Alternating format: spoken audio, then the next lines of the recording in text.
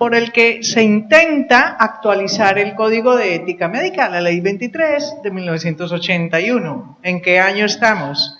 ¿Cuántos años han pasado? ¿Y cómo ha evolucionado la medicina desde 1981 hasta ahora? Entonces, esto es importante.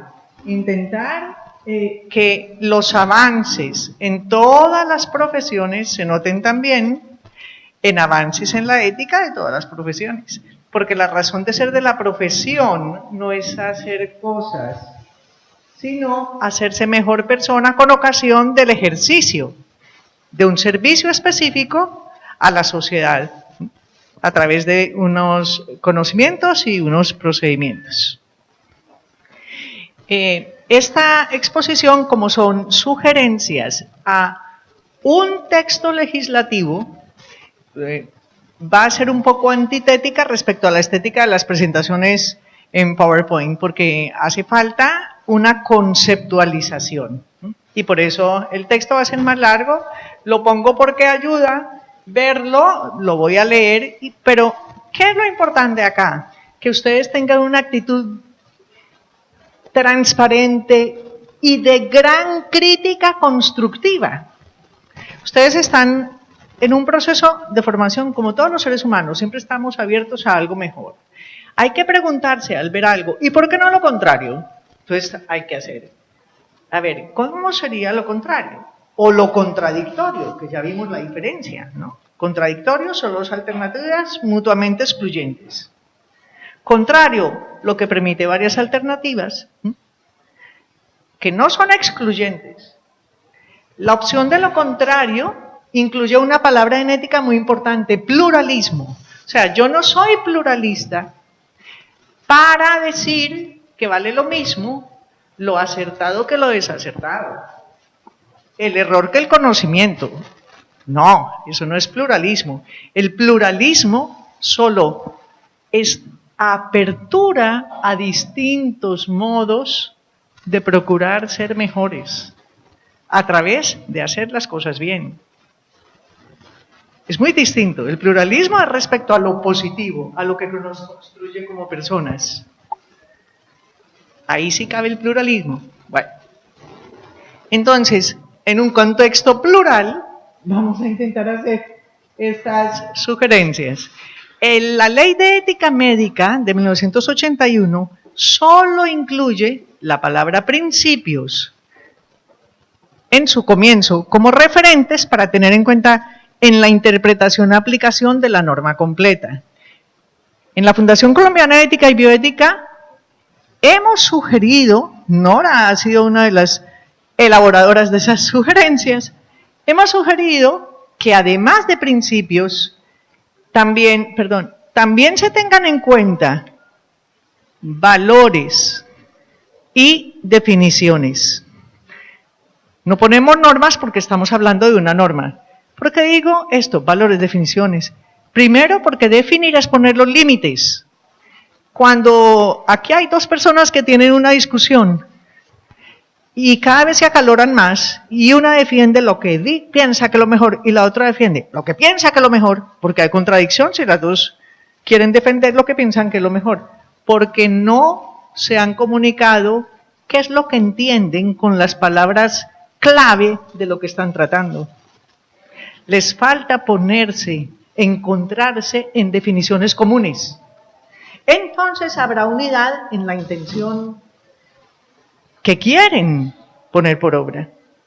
Y se comprenderán porque parten de los mismos significados comunes. Entonces, si queremos que todos los médicos se hagan mejores personas con ocasión del ejercicio de la medicina, porque esa es la razón de ser de la ética, ayudarnos a ser mejores personas con ocasión de lo que hacemos, necesitamos que se encuentren en definiciones comunes y no las tiene el código. Es un código deficitario en lo que es el punto común para que todos se encuentren ayudándose a ser mejores personas en su ejercicio profesional.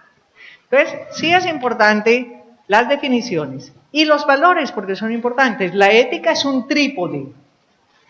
Parte siempre, además de esas definiciones, parte de unos valores. ¿Y qué es un valor? El reconocimiento de un bien. Ojo, es que mis valores, oye, ¿esos son tus valores o tus deseos?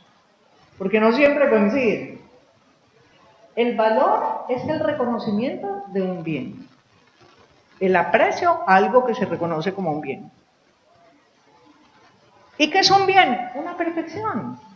Algo en lo que se reconoce una perfección. Hay cosas más perfectas que otras. Entonces, para yo acertar en mis decisiones, en mis conductas, necesito jerarquizar, a ver cuáles son los principales bienes. En una gestación hay dos bienes principales.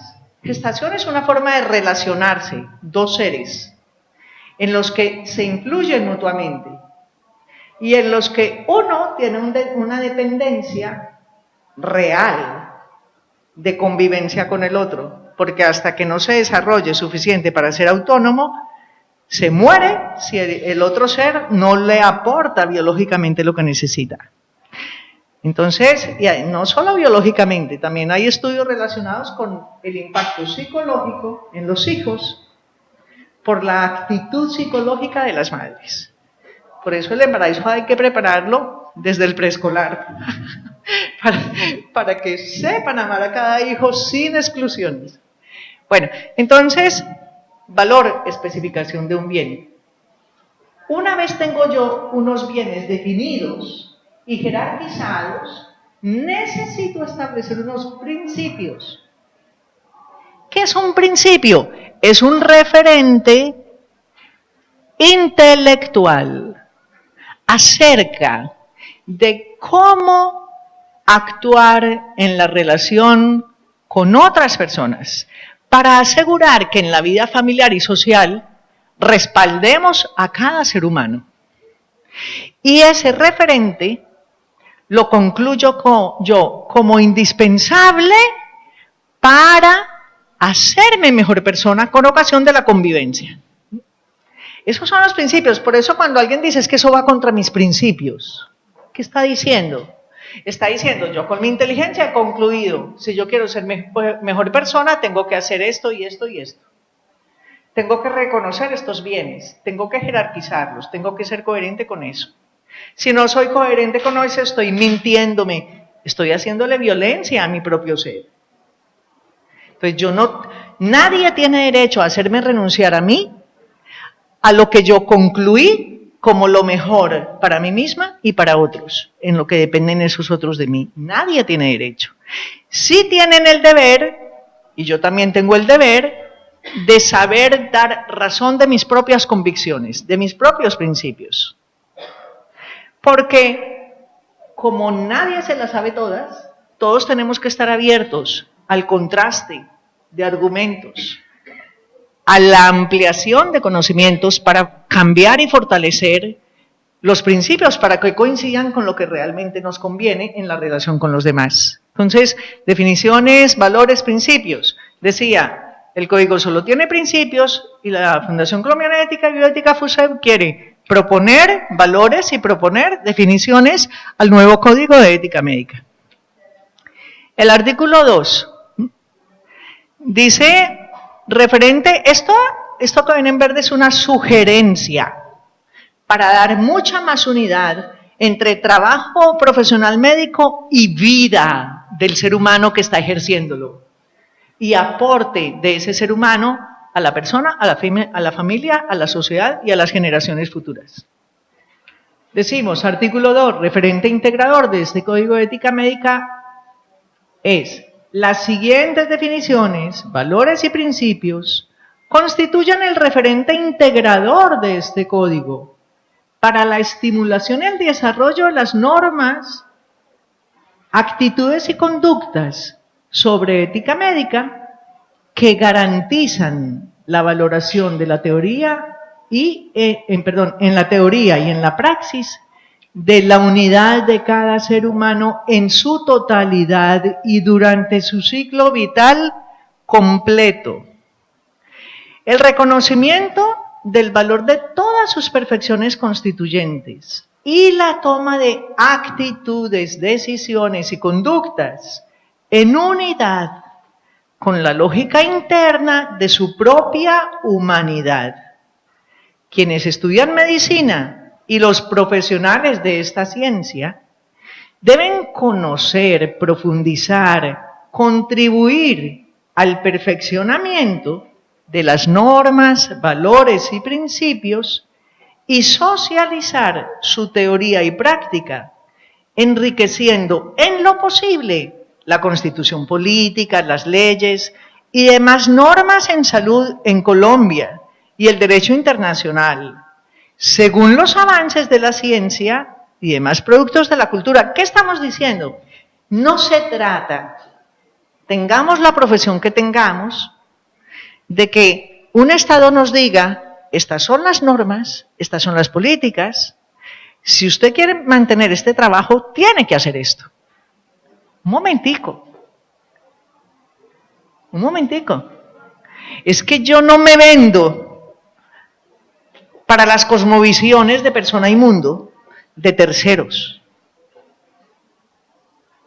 La prioridad es que yo soy un ser humano libre, que me hago mejor persona, libremente. Y mi deber es que pongo al servicio de mi sociedad todos mis talentos, todas mis competencias, todos mis conocimientos, compartiéndolos con quienes hacen las leyes, para que no se equivoquen en lo que mi profesión aporta.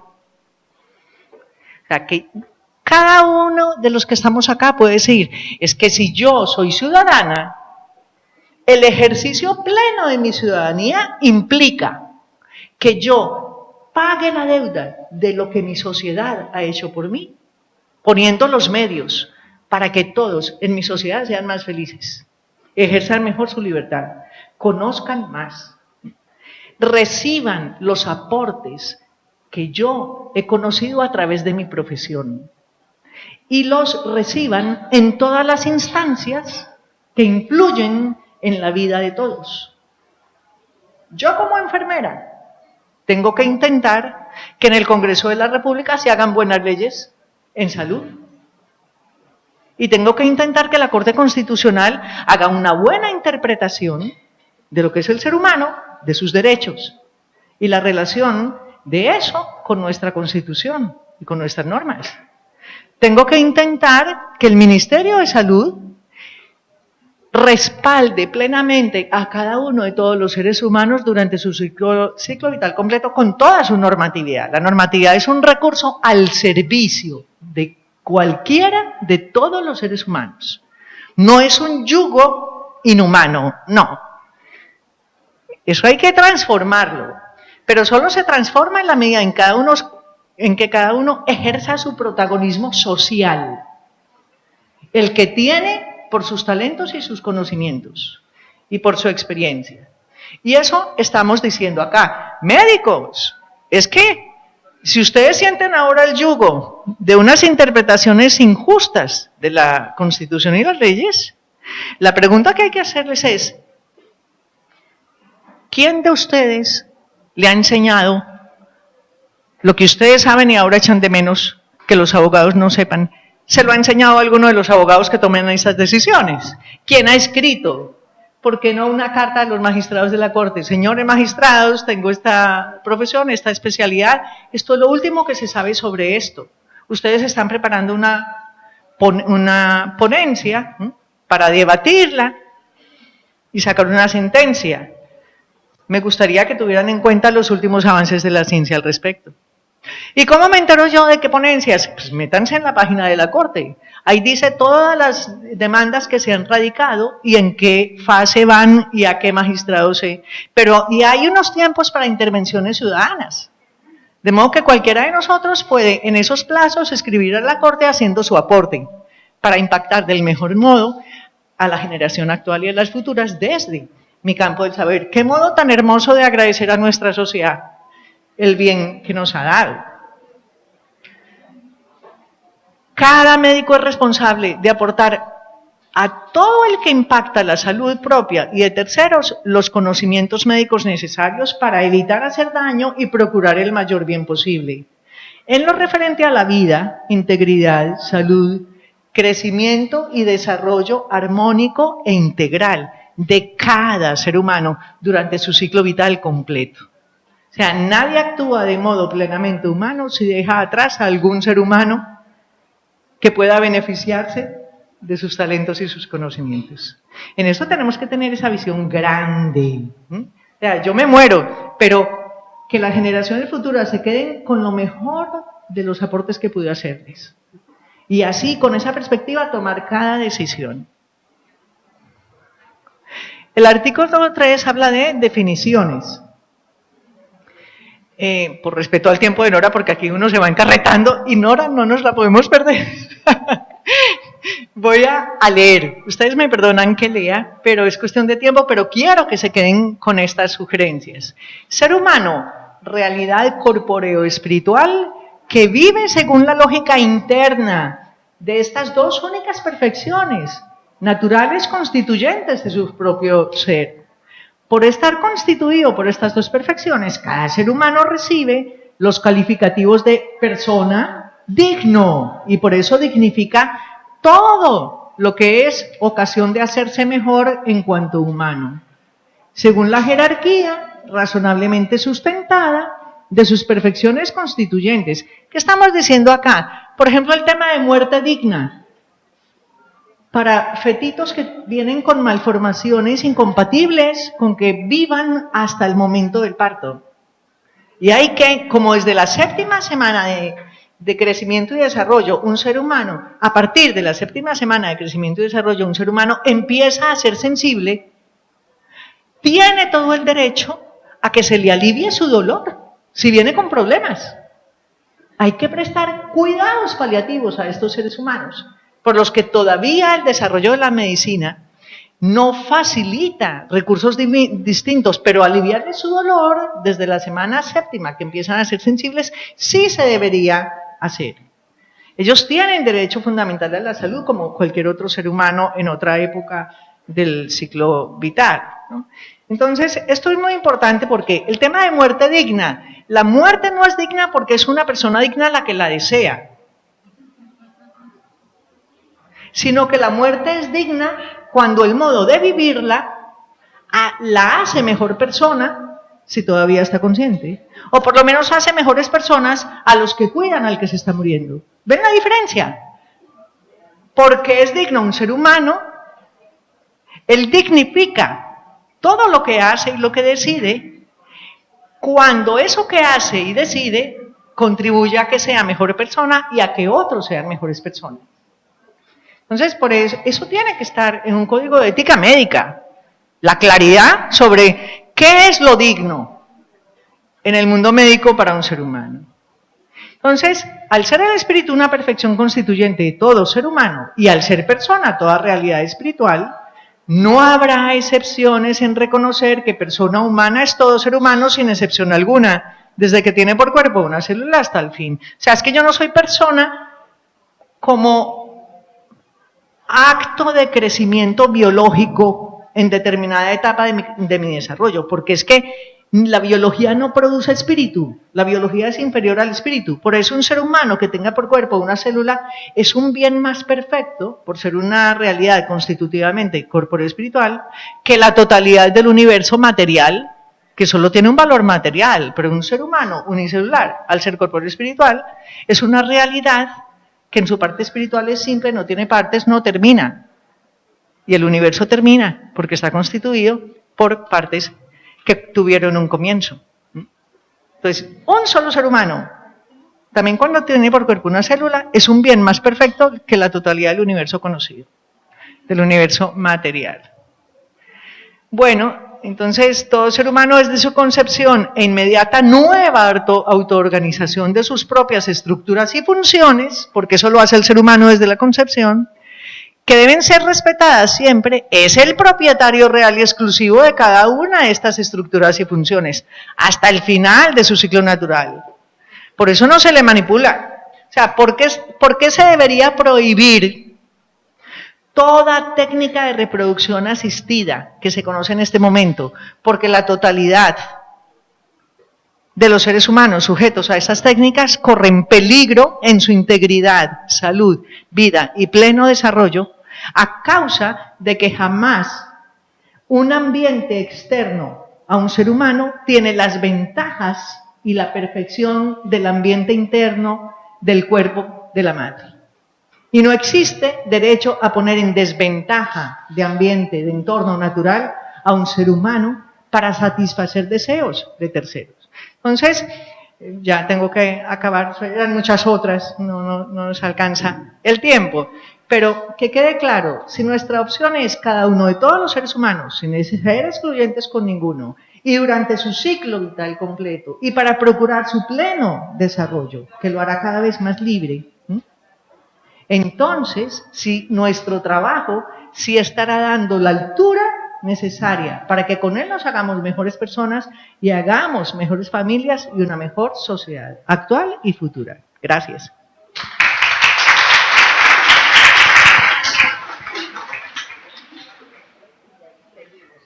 Sí.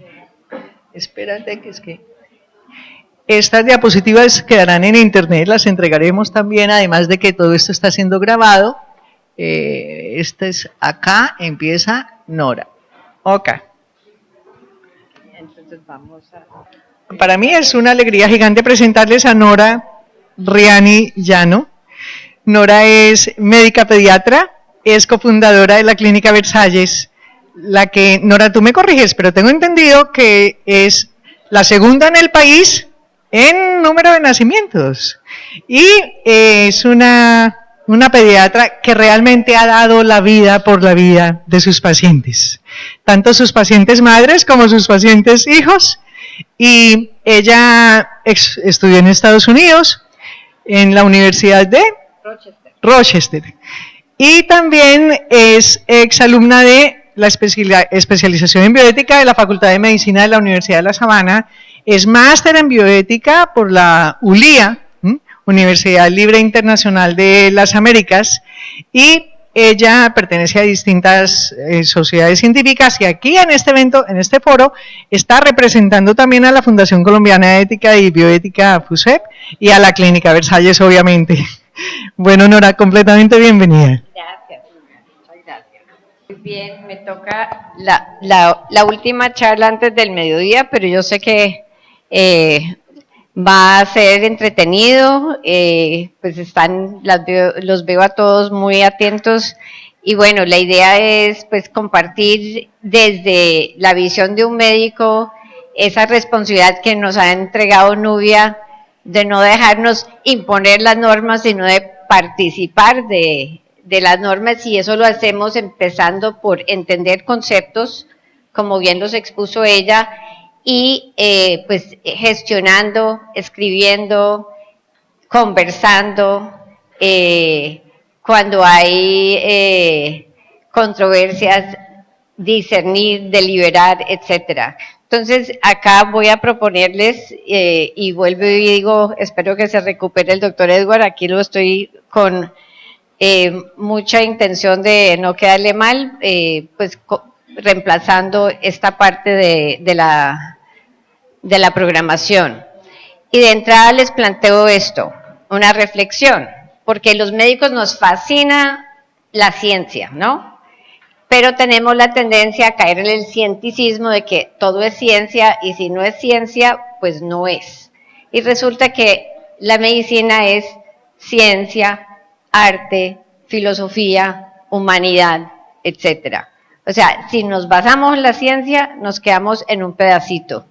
Entonces, no solo de destreza y conocimiento está provisto la medicina. La reflexión sobre la decisión moral tradicionalmente se relaciona con la valoración de intención, medios, fines y circunstancias en el acto ético, que cada acto médico obviamente es un acto que también es ético. Esto es tan vigente y necesario en los complejos problemas, inclusive en violentes, contradictorios, dilemas que se presentan en la profesión y en la ética biomédica. Entonces, es la primera invitación a esa apertura mental, racional, porque si no nos quedamos en ese cienticismo tan equivocado. Y es que todos tenemos planos interrelacionados, y en la medicina, cuando uno llena un sílabus, un currículum, ustedes no sé si todas las universidades funcionan igual hoy día, pero entonces uno tiene que definir el curso de bioética para medicina, ¿qué es lo que se busca en el ser con ese curso? ¿Qué es lo que se busca en el saber? ¿Y qué es lo que se busca en el hacer de esa profesión, cierto? Obviamente el ser está provisto de conciencia y de moral. El saber es, digamos, la parte científica que nos encanta tanto, y el hacer es la práctica, es la destreza. Pero entonces, en el ser hay muchos otros componentes, no hay que ser religioso, pero yo creo que hoy día todos reconocemos y nos interesa nuestra parte espiritual, más cuando estamos en fases de psicodesarrollo, de maduración, que vamos avanzando como adultos jóvenes, después adultos más grandecitos, buscamos entender esa espiritualidad, y si esa espiritualidad se apoya en una religión, pues bienvenido. O sea, hay personas que descartan la religión como el opio del pueblo, qué sé yo. Pues yo lo que digo es que nosotros, como somos tan de materia, es mucho más fácil tener estas mediaciones, estos vehículos de apoyo que nos acercan a ese Dios, y pues bienvenido para los que lo tienen. Alguien muy lindo lo describió, un médico bioeticista personalista, como la religión es el microscopio que ayuda a que el ojo vea mejor, ¿cierto? O sea, aquí estamos con el ojo pelado, pero si nos enriquecemos con nuestra religión, pues vamos a tener en el microscopio que ve mucho más allá. El saber científico no solamente es médico, la disciplina bioética nutre ese conocimiento. Los conocimientos como estos de qué es el profesionalismo, cuál es la disciplina, la deontología de mi profesión, cuál es mi código de comportamiento, que igual me puede castigar o disciplinar o corregir si fallo, es parte de ese saber. Y pues de todas maneras cada vez más nos toca o tener muy buenos amigos abogados o entender muy bien la parte médico-legal. Y en cada profesión, incluyendo las de ustedes, en las que tienen servicio a otros seres humanos, en que influyen, por ejemplo, en la crianza, van a tener que tener mucho conocimiento de lo que es la ley y también cómo interpretarlo y cómo manejarlo para que no venga en contraveniencia a sus conciencias. Y en el hacer, en la parte práctica, pues está toda la destreza de unos que son más importantes, el cirujano, el microcirujano, pero inclusive para voltear un bebé, para mostrar a la mamá el desarrollo, pues hay que saber hacerlo. Y a mí me encanta, por ejemplo, cuando están muy novatas las mamás y llego y les digo, venga, vamos a mirar cómo hace su bebé para controlar la cabeza, y se los volteo rápido en la mesa. No, tranquilo, eso no les duele, mire que se hace hasta fácil, y con esas manotas del papá se hace hasta más fácil. Son cosas que vamos adquiriendo en la práctica, que también ayudan a que sea una interacción muy humana y de mucho aprendizaje para todos. Hay que aceptar las medicinas alternas y incorporarlas. Y pues de todas maneras todo esto se conjuga a que seamos profesionales médicos integrales con excelencia humana y académica. Pero vuelvo y repito, esto aplica para todas las profesiones que prestan servicios de salud o que aporten más importante aún a veces a la crianza del ser humano.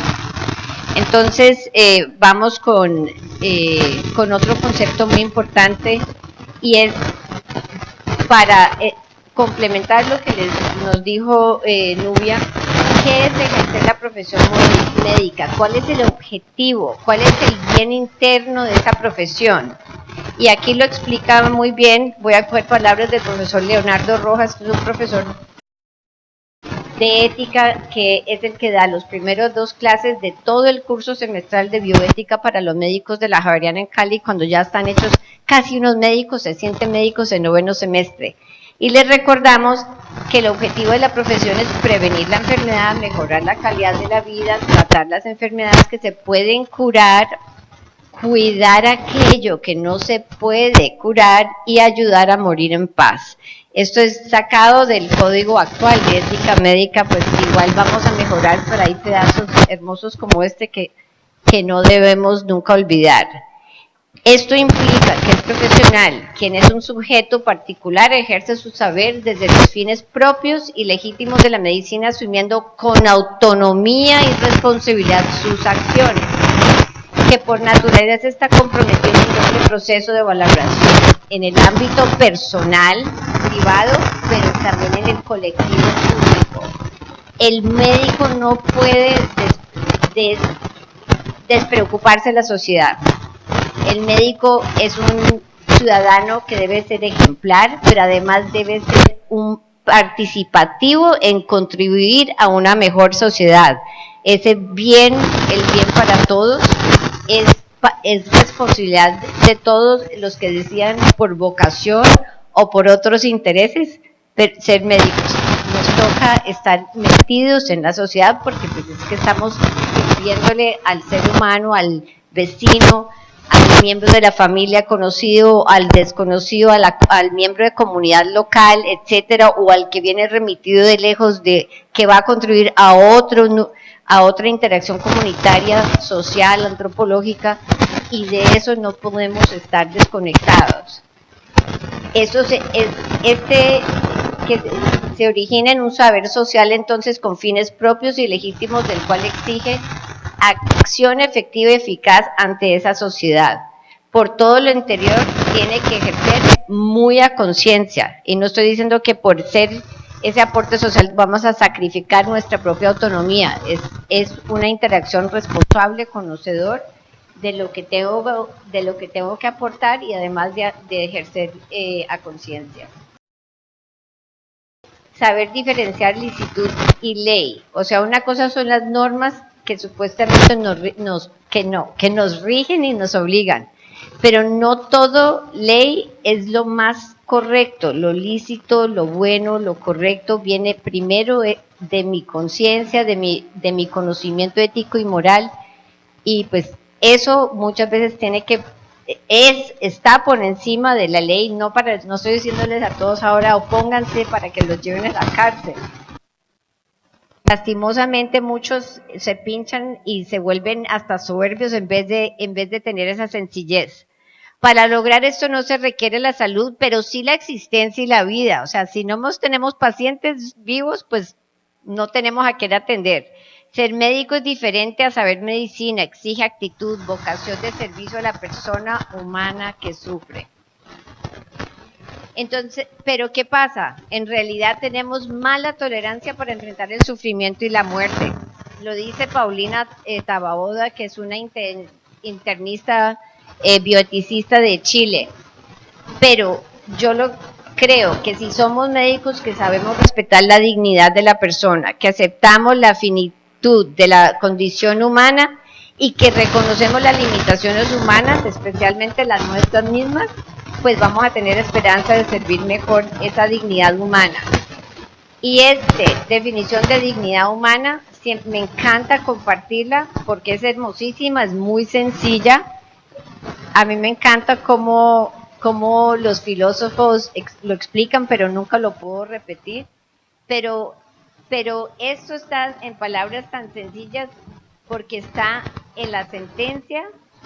Sorprendentemente, ¿no? Está en la sentencia que despenaliza el aborto y está aportado por dos de los magistrados, uno que salvó voto y uno los dos creo que hicieron salvamento de voto. Entonces, el sufrimiento no es un problema que exige solución, no es una pregunta que exige una respuesta, es un misterio que exige presencia.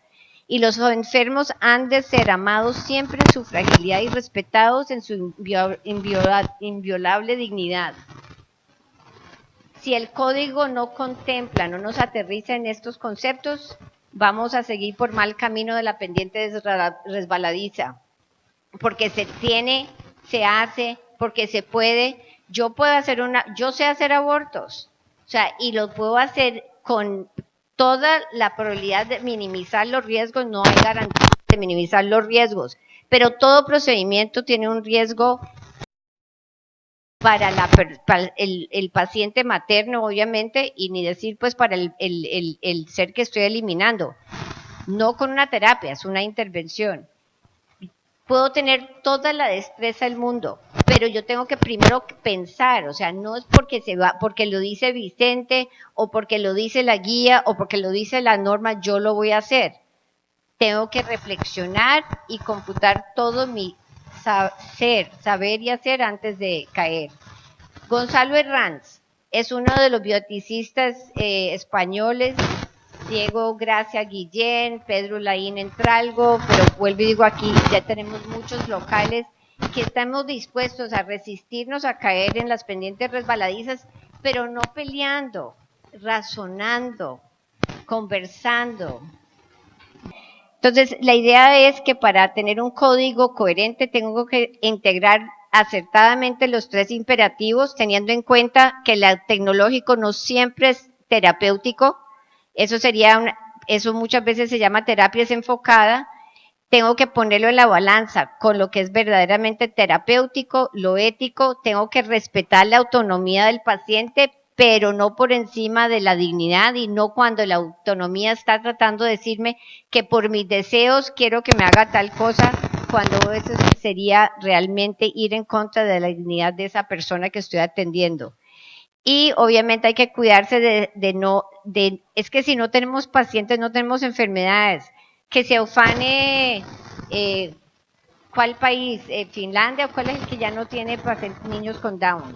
Hay un país, cero Down. Orgullosos. ¿Curaron el Down? ¿Trataron el Down?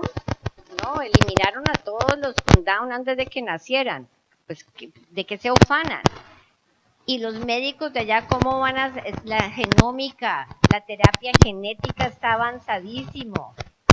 Puede que algún día podamos, no tan lejano, curar el Down con terapias y intervenciones. Pero si no lo curamos, ¿qué importa? Son seres humanos que tienen una condición.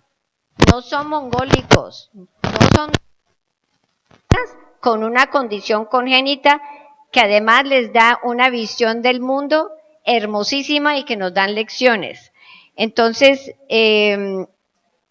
podemos utilizar la bioética personalizada para ayudar a entender que no es una receta de cocina de los del principalismo de los anglosajones, que pues igual es importante, no lo sabemos muy bien, la no maleficencia, beneficencia, autonomía y justicia, sino que tenemos que tener como primer principio, o sea, si yo no tengo cuerpo, mi espíritu pues se va, ¿cierto? O sea, igual necesito este cuerpecito, pero ¿soy un espíritu corporizado o un cuerpo espiritualizado? Cada uno dirá cómo mejor se sienta. El principio de totalidad, que lo explicó muy bien el doctor Carmona, es válido y es el que equivale a la beneficencia. La libertad la tengo que ejercer con responsabilidad y así ejerzo mi autonomía, respetando mi dignidad, no cumpliendo mis deseos. Y obviamente la justicia se basa en que somos sociables, subsidiarios y solidarios los unos con los otros.